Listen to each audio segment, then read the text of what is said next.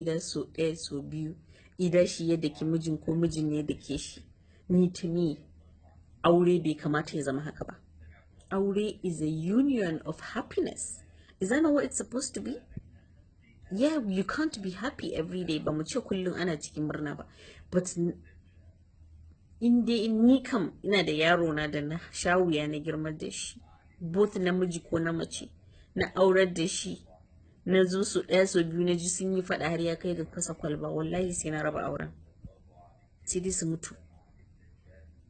Iyaye ya kamata su zauna su canza yanda suke handling al'amarin aure. Wata za ta zo gida ta ce ma babanta, mijina ya mun duka, sai ya ce ki koma. Wani baban ma zai ce ai he has the right to beat you, ke ne baki da gaske.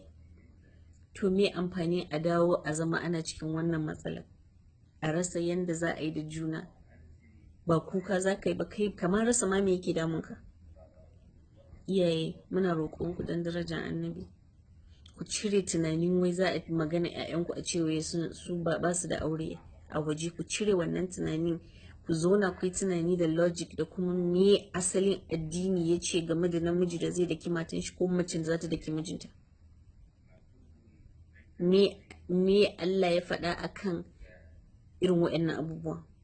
Mu daina mixing religion da culture. Aure has nothing to do with culture. Aure is solely religion. So if we're going to judge marriage based on religion, then violence is not involved. We should work on that, our parents, we beg you. Secondly, I would like to talk to women directly. Mata, ni mace ne, na san how it feels. I know how hard it feels, how terrible and how hurtful it is to find out that mutumin da kike bala'in so kika ma wani ma maybe kin mishi komai a rayuwa yana son wata daban baki ba, ko ya fara magana da wata, ko yana zuwa ya sayan ma wata abin da baya saya miki. Na san how it feels. I know, and I know that ba kowa yake iya controlling ba, but amma ina roƙon ku dan darajar annabi, ba wanda a cikin ku na san yake so yau ya samu kanshi a cikin situation da Maryam ta samu kanta.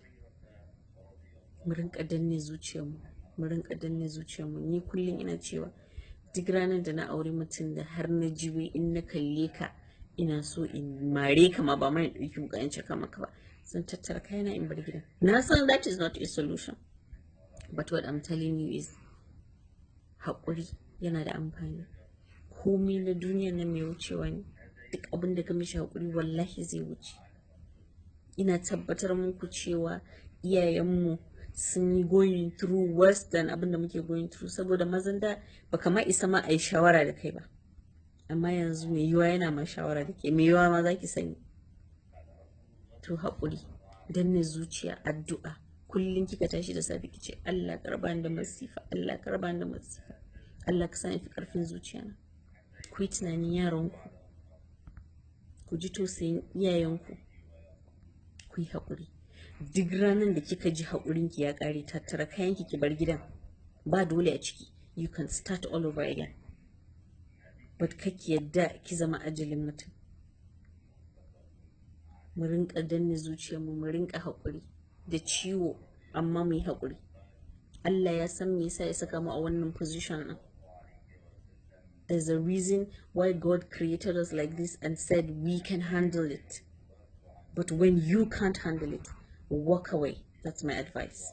Walk away and go and cry and do whatever it takes to get yourself back together and live your life, because you were living your life before you met this person. You can have a life after that person. Thirdly, this is to men. Alhamdulillah for you guys. Allah said you can marry more than one wife because of the nature that He created you. He knows that you people love plenty things. You can't stand and look at one thing for the rest of your life. We agree. But I want you people to know that when God said that, between you and him. You know that. Anyone who knows Islam and read this particular ayah, or the verse that said you people can marry more than 4 wives, knows that God did not say you should do it in the manner that you guys are doing it. God didn't say parade it to our faces. Mata ne Muhammad sallallahu alaihi wasallam ba wanda yake su pure, but sun kishi. Mata suna da kishi. You cannot come ina kwance gado ɗaya da kai kana chatting da wata mace. Allah bai gaya maka haka ba. Wannan ba neman aure bane. You cannot go and buy mace da take waje motan da ni bana hawa. In ji labari ka tsamman za a wanye lafiya rana. Macen da kake fita da ita a waje bata isa ta buga maka waya ina zaune a gefen ka ɗauka ka ce I love you too baby, ka tsamman za a wanye lafiya. You cannot take a woman, wata mace da ba matanka ba, ka kai ta ƙasan waje ku yawo ku ɗauki hotuna in gani a social media ka ce kar yin kishi. Tsammanin wai wa'annan abubuwan wai mata wai su wai din Allah ya ce sai dole mijinki ya yi aure wai za su ɗauki wannan. Ba kowane mace bane take da ability rike irin wancan abubuwan. If we're going to talk about religion, then let's talk about it in the real sense. God did not give you that right. Ya ba ku right ku ƙara mata, bai ba ku right ku yi iskanci ba. Allah bai ce ku yi adultery ba, abinda cewa kai a jefe ku. Cewa kai a jefe duk wani mutumin da ya adultery. Allah ne ya faɗa, bai ce mace kaɗai, bai ce har da namiji. Duk wani wanda ya yi adultery a jefe shi.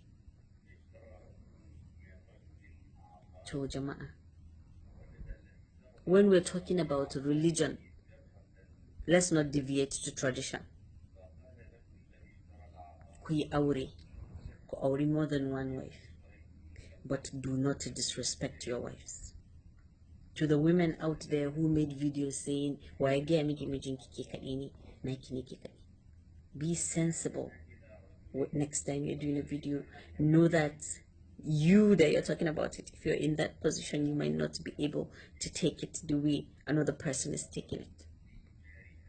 You're allowed to marry more than one wife, alhamdulillah, but do not bring it to the face of your wife. Do not disrespect your wife by doing that. That is all. We can all come together and prevent such things from happening in our society. Because what happened to Maryam and her family and Bilia and his family can happen to a lot of us. We can prevent this. Come together, pray together. Marriage is a union of happiness, not a union of battle. When it reaches a point where your husband will slap you, that is not marriage. When it reaches a point when a wife will take a knife and cut her husband, that is not marriage.